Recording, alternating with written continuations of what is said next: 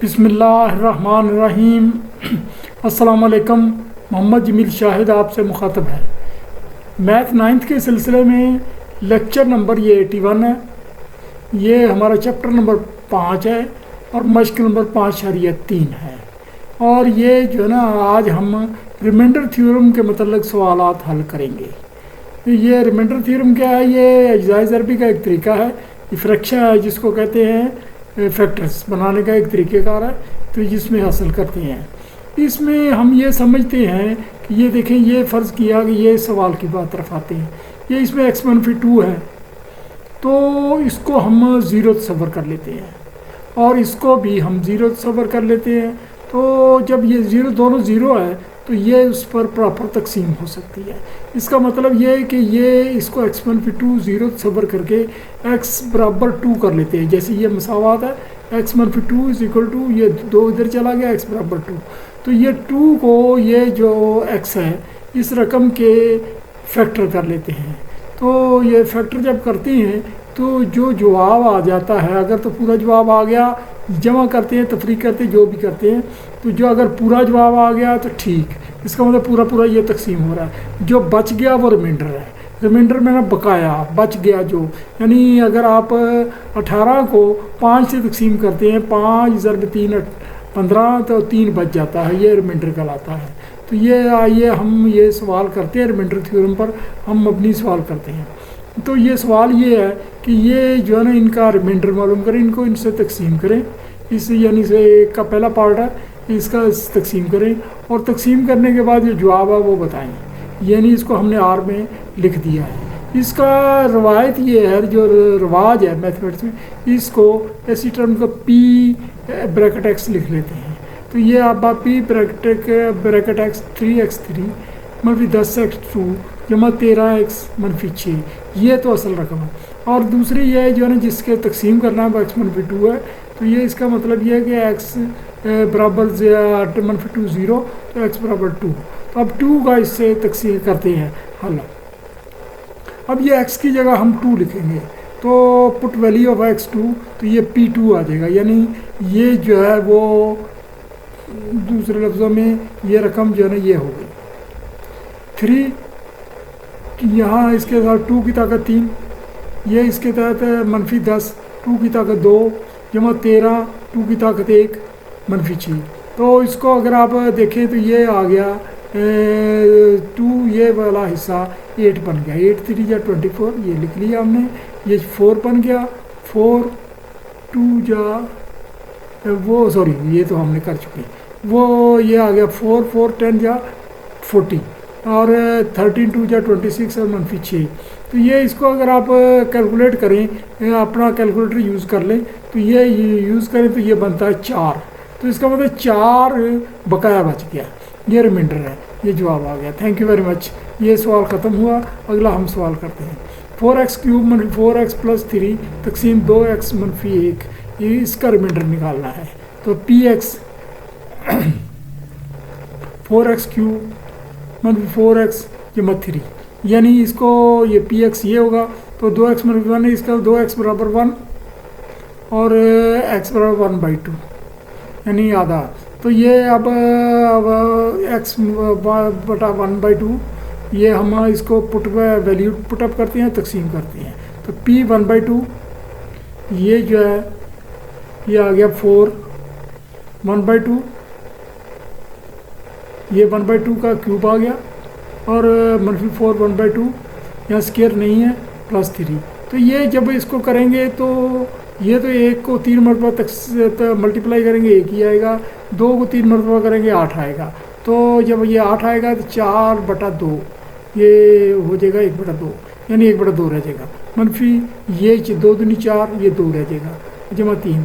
तो ये अब आप देख रहे हैं 4 ज़रब 1/8, ये हमने आपके लिए बता दिया, मनफी 2 जमा 3। तो इसको 2 रह गया, 2 मनफी 2 ये कट गया। तो ये जो है ना, वो सॉरी ये 1/2 रह गया। तो 1/2 में मनफी 2 जमा 3, ये जो है ना कैलकुलेटर से आप कर सकते हैं, 3/2, ये हमारा जवाब आ गया। ये आपको थोड़ा सा इल्म होना चाहिए, एक ख़ास रेंज तक ये जो हमारे साइंटिफिक कैलकुलेटर हैं ये फ्रैक्शन वाले सवालात भी हल करते हैं। तो ये मैं बाद में ये, क्योंकि ये मैथ ज़रा कवर हो जाए, ये 9th-10th का फिर एक लेक्चर देंगे कि कैलकुलेटर का इस्तेमाल कैसे करना है। उसमें कोई काफ़ी सारी ना मुश्किल तो ये है कि उसके जो है ना वो बनाने पड़ेंगे, वो साइंसी वो तौर पर ना मैथमेटिकली ड्राइंगें बनानी पड़ेंगी। अच्छा, ये तीसरा सवाल है 64x की 4 मनफी 2x की 3 मनफी x जमा 2 तकसीम x प्लस 2, ये इसका रिमाइंडर मालूम करना है। तो ये जो है ना अब हम ये इसका निकालते हैं। कैसे निकालते हैं? तो ये देखें, x plus 2 is equal to 0, x plus 2, तो ये x इज इक्वल टू -2। तो हम -2 की वैल्यू पुटअप करेंगे। यहाँ जो है ना -2 लिखना था तो गलती से सिर्फ 2 लिखा गया कि, लेकिन यहाँ कमी पूरी कर दी गई है। 64x की 4 मनफी 2x की 3, तो ये जब हम कीमतें पुटअप की p-2 6 की ताकत मनफी 2 की ताकत 4 जब 2 मनफी 2 की ताकत 3 मनफी से ये मनफी आ गया, और ये मनफी 2 जो नई अलामत लिखी वो जमा 2, तो ये आ गया p-2। अच्छा, याद रखें कि ये जो यहाँ अगर ये इवन हो, एक्सपोनेंट इवन हो, तो ये रकम जो है ना ये मल्टीप्लाई होकर प्लस हो जाती है। यानी मनफी 2 ज़रब मनफी 2 जमा 4 ज़रब मनफी 2 मनफी 8 फिर मनफी 2 जमा 4 जमा 16। तो ये यानी ये एक असूल हो गया कि यहाँ मनफी अलामत हो या जमा अलामत हो। तो यहाँ अगर एक्सपोनेंट इवन हो यानी 2 से तकसीम होने वाला हो, तो ये जो जवाब आता है वो प्लस में आता है। तो ये आ गया हमारा 2 दूनी 4 दूनी 8 दूनी 16, 16 ज़रब 6, और ये 2 ये 8 है, एक्सपोनेंट 8 है, तो यहाँ मनफी रहेगा 8। तो ये एक्सपोनेंट इसका ये जो है ना मनफी 2 ज़रब मनफी 2 जमा 4 2 हो जाएगा जमा 2। तो ये अगर आप कैलकुलेट कर लें तो ये 484 आ जाता है जवाब। यहाँ मैं आपको इतना बच्चों का तरह छोटे बच्चों की तरह कैलकुलेट नहीं कराता, आप खुद कैलकुलेटर से यूज़ करके कर सकते हैं। ये 2x मनफी 1 का क्यूब जमा 6 3 जमा 4x स्क्वायर मनफी 10, इसको करना 2x प्लस 1। तो ये 2x प्लस 1 हम पहले ज़ीरो करेंगे तसव्वुर, तो ये x बराबर आ जाएगा मनफी 1/2, यानी 2x बराबर आ जाएगा मनफी 1। तो ये 2 इधर जाएगा तो मनफी 1/2 हो जाएगा। थोड़ा सा शॉर्टकट काम किया है। तो ये अब हम p मनफी 1/2 की वैल्यू मालूम करते हैं। ये 2 तो ये आइडेंटिटी का है, ये वाला है, सॉरी ये जो है ना ये हमने उसी तरीके से इसको हमने खोला नहीं है तो रकम लंबी हो जानी थी, तो ये हमने उसी तरीके से हल करते जाए। 2 ये आइडेंटिटी का है, तो ये x मनफी 1/2 ये डाला। तो यहाँ आप याद रखें, यहाँ ब्रैकेट ज़रूर डाल लें, तो ताकि यहाँ अगर ये यहाँ नहीं डालनी तो यहाँ डाल लें, तो ये बेहतर रहता है। तो ये इससे ये होता है कि आपको पता लगता है कि ये अलहदा रकम है, ये अलहदा है, ये मल्टीप्लाई हो रही है और उसकी तरीके से हो रही है। अदरवाइज़ अगर नहीं डालेंगे तो 2 से 1/2 हो जाएगा, जिसका मतलब 5/2 होगा, कुछ और मैंने मतलब बदल जाते हैं। तो ये मल्टीप्लाई वाला बात नहीं रहती, एडिशन वाली बात आ जाती। जमा 6 ये 3 जमा 4 और गए मनफी 1/2, ये ब्रैकेट में आए तो ये मनफी 10। ये पूरी रकम हमने इसकी वैल्यू पुटअप कर दी मनफी 1/2 की। अब ये देखें क्या आता है। तो पहले ब्रैकेट के अंदर की रकमें आप हल करें ताकि आपका सवाल उलझ न जाए। ये 2 से कट गया, यहाँ रह गया मनफी 1 जो है ना, यानी 2 से कट गया, मनफी 1 रह गया। तो मनफी 1 ये गया, तो ये आ गया जी, ये मनफी 1 से कट गया, इसका मतलब ये 0 हो गया। तो 0 की ताकत 3 0, तो ये तो सारा ही 0 हो गया।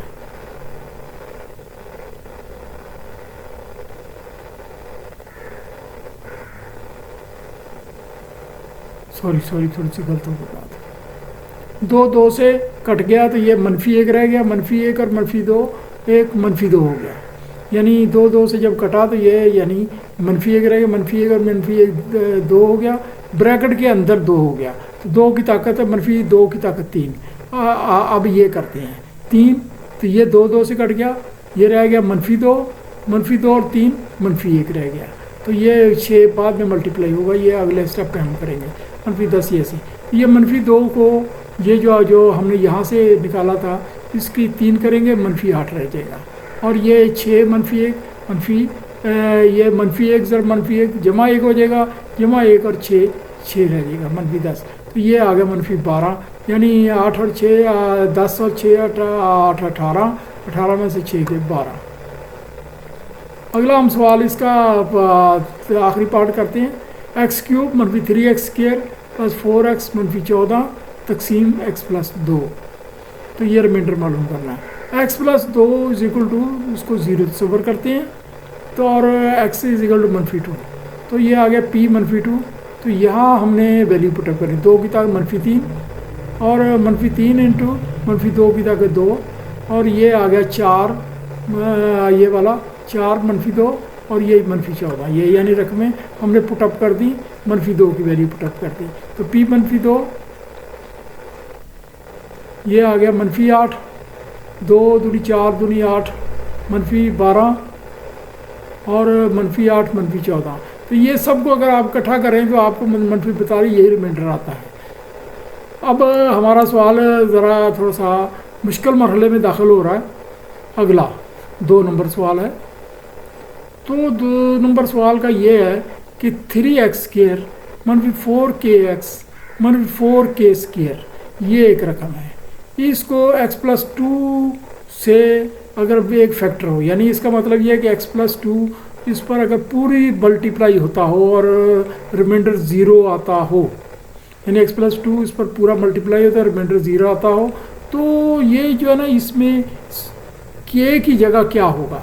यानी दरअसल ये है कि ये k कोई हिंसा है जो 4 के साथ मल्टीप्लाई हो रहा है, और इधर भी k जो है ना कोई हिंसा है 4 से मल्टीप्लाई हो रहा है। तो ये जो है ना x जो है ना बेस है, इधर बेस है, तो ये एक्सपोनेंट है, ये कोफिशिएंट है।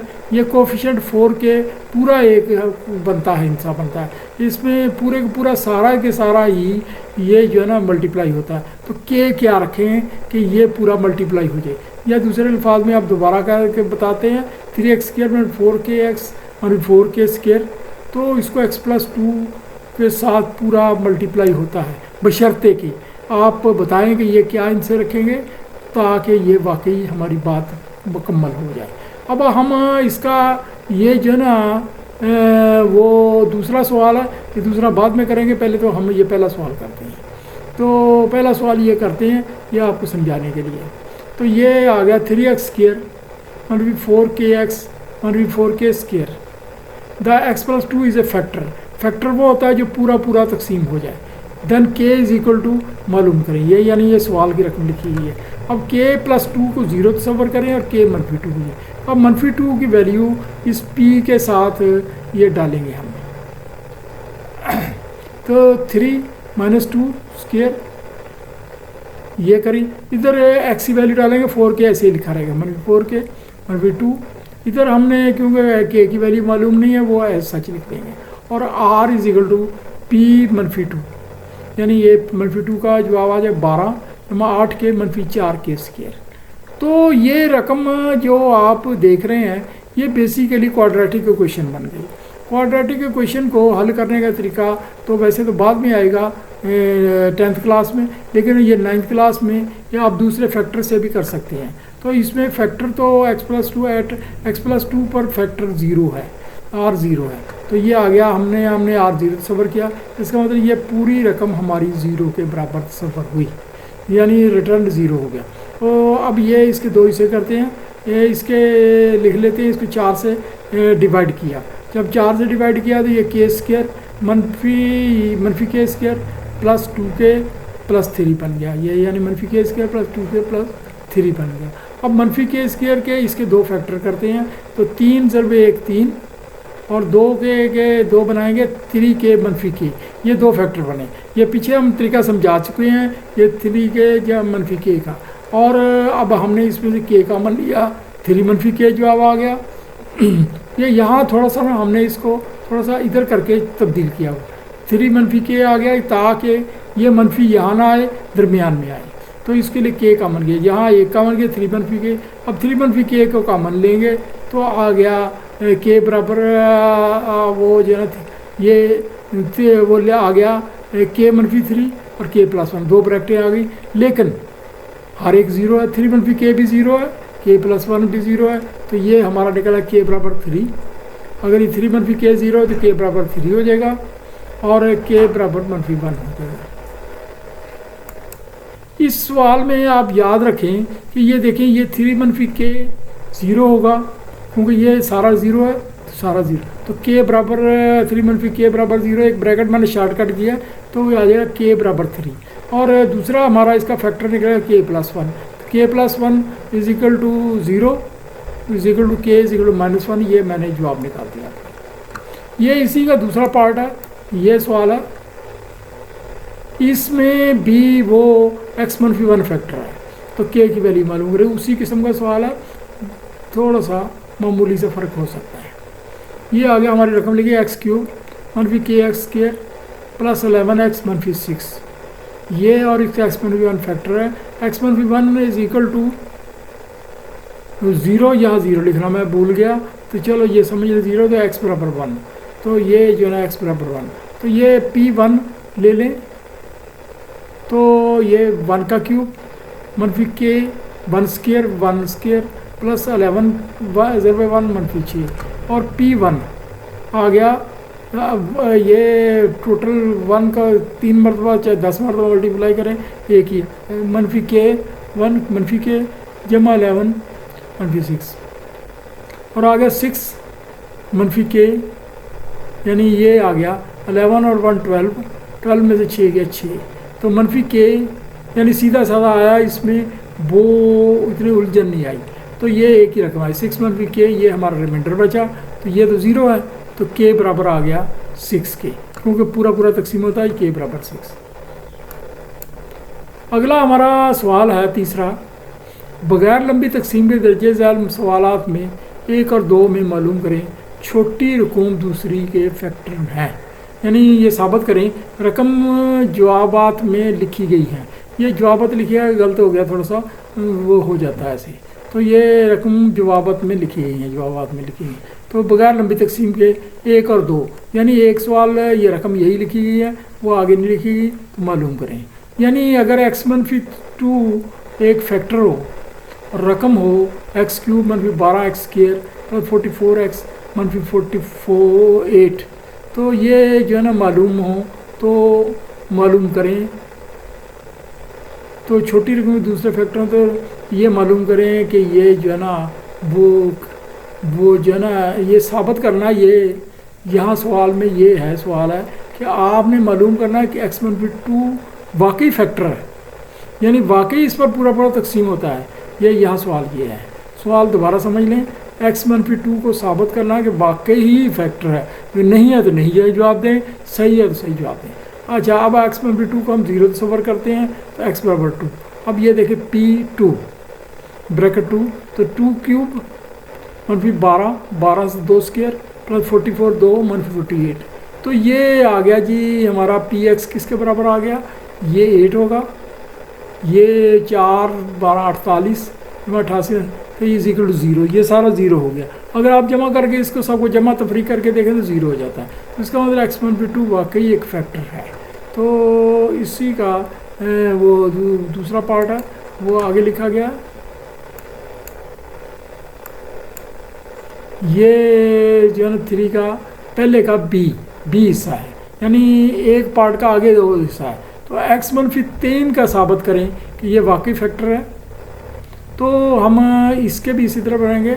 x बराबर 3 मनफी 3 बराबर x बराबर 3 आ जाएगा। अब 3 को हम इसमें डालेंगे, रकम है x³ मनफी 12x स्क्र प्लस 44x मनफी 48, ये रकम है, तो इसमें x मनफी 3 डालेंगे, तो ये p3 3 का क्यूब मनफी 12 3 का स्क्र प्लस 44 3 मनफी 48, तो ये p3 बराबर है 27 मनफी ये 3 3 9 3 3 9 9 12 108 और 44 रुपये 3 132 मनफी 48, तो ये इसका रिमाइंडर 3 रिमाइंडर आ गया। तो 3 रिमाइंडर जिसका बच जाए वो पूरा तो नहीं डिवाइड हुआ, तो ये फैक्टर तो ना बना। तो इसका मतलब है इसका जवाब ही x1v3 is not a factor. आगे हम तीसरे का दूसरा सवाल हल करते हैं। इसके भी तीन पार्ट है। ये पहला पार्ट है x-2 इज ए फैक्टर, ये साबित करना x3 प्लस 2x² -5x -6। तो x-2 को 0 तस्वर करें तो x बराबर 2। अब 2 की वैल्यू रखें, ये 2 का क्यूब आ गया इसके तहत, इसका 2 का 2 स्क्वायर आ गया, और इसका -5, ये 2 साथ मल्टीप्लाई हो गया, और -6। ये सारा जो है ना 8 जमा 8 -10 -6 ये 0 हो गया। तो इसका मतलब ये फैक्टर है। ये हमारा सवाल मुकम्मल हुआ। दूसरा बी पार्ट है। तो इसी रकम का हमने x+3 को फैक्टर तलाश करना है, इसमें से कौन सा है। तो x3 पर ये रकम है, लिखी हुई आपके सामने है। तो इसको हम x+3 को 0 तस्वर करते हैं, तो x बराबर -3। तो ये इसके तहत हमने डालते हैं इसका -3 का क्यूब +2 इंटू -3 स्क्वायर -5 इंटू -3 -6, ये आ गया -27, और प्लस यानी ये 3 3 9 दूनी 18 जमा 5 -5 15 जमा 6 0 x+3, ये भी एक फैक्टर निकला, क्योंकि ये 0 निकला, ये फैक्टर निकला। ये भी दुरुस्त बात करार पाई। सी का सवाल ये है कि x-4 इज ए फैक्टर, ये तलाश करना है ऑफ x³ + 2x² -5x -6। तो इसको भी x-4 को 0 तस्वर करें, तो x बराबर 4 आया। 4 की वैल्यू डालते हैं, तो इसके तहत आप गया 4 का क्यूब -2 ज़रबे 2 की स्क्वायर, यानी 4 ज़रबे 2 16 ज़रबे 2 32 -5 ज़रबे 4 और -6। तो ये आ गया 64 64 जमा 32, ये बन गया। आप देख लें 4 4 16 गुना 32, ये -20 तो इसको अगर आप जमा तफरी करें यानी टोटल करें तो आपको 70 बनता है। तो वो तो फिर रिमाइंडर बन गया। तो ये रिमाइंडर तो वो नहीं है, तो फिर x-4 is not a factor, ये फैक्टर नहीं है। ये यानी सवाल निकला। ये जो है ना आगे हमारा वो सवाल नंबर 4 है, सिंगल पार्ट है, लेकिन उलझाव वाला सवाल है। उलझा हुआ सवाल है, स्टूडेंट इससे कंफ्यूज हो सकते हैं।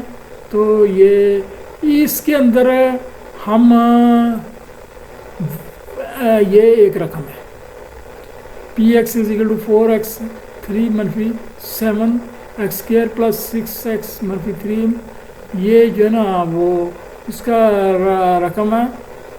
तो इसमें वो कह रहा है कि ये जो m है, m की जगह क्या हिस्सा रखें, m को इससे किससे मल्टीप्लाई करें, यानी 3 को किस हिस्से से मल्टीप्लाई करें कि ये x+2 मुकम्मल डिविजिबल हो जाए, यानी m की वैल्यू मालूम करें ताकि मुकम्मल डिविजिबल हो।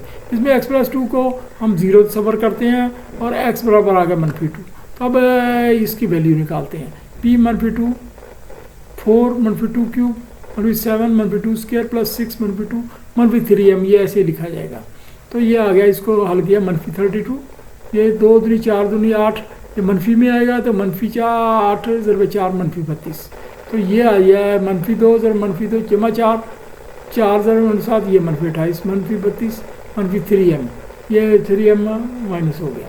और आ गया ये मनफी, यानी ये जवाब अगला, यानी ये सारे टोटल आ गए -72 -3m, ये हमारा रिमाइंडर बच गया। यानी ये रिमाइंडर है। रिमाइंडर ये अगर ये 0 हो जाएगा, यानी इसका मतलब ये रकम पूरी 0 होगी तो ये पूरी डिविजिबल होगी, अदरवाइज़ नहीं। तो इसको हम 0 तस्वर करते हैं, और फिर आप उसमें m की वैल्यू मालूम करते हैं। हमारे पास छोटी सी एक इक्वेशन आ गई। तो ये आगे इसको 3 से तकसीम करो, तो ये 24 -m, क्योंकि ये 0 तस्वर करेंगे तो 0 को भी 3 से तकसीम दोनों तरफ तकसीम कर सकते हैं। तो 24 -m = 0, तो m बराबर -24, यानी इसकी वैल्यू अगर आप हम -24 रखेंगे, -24 ज़रबे 3 जमा 72 माफ़ करना। तो ये हमारा जो है ना सवाल 4 हल हो गए। अब 5वां हम सवाल हल करते हैं।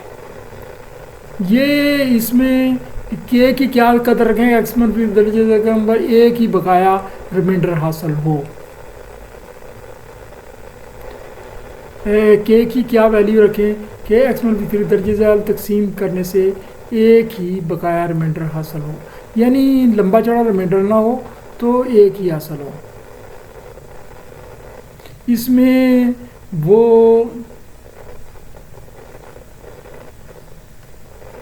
ये दो रकमें हैं, ये दो रकमें हैं, ये सवाल थोड़ा उलझा हुआ है लेकिन ये दो रकमें हैं। एक रकम ये है कि ये पी एक्स है, के x Q plus 4x square plus 3x मनफी 4, ये इसको एक्स मनफी 3 से डिवाइड करना है। और दूसरी रकम है x3 क्यूब मनफी 4x प्लस के, इसको भी इसी से डिवाइड करना है। तो बात ये दोनों से एक ही रिमाइंडर हासिल हो।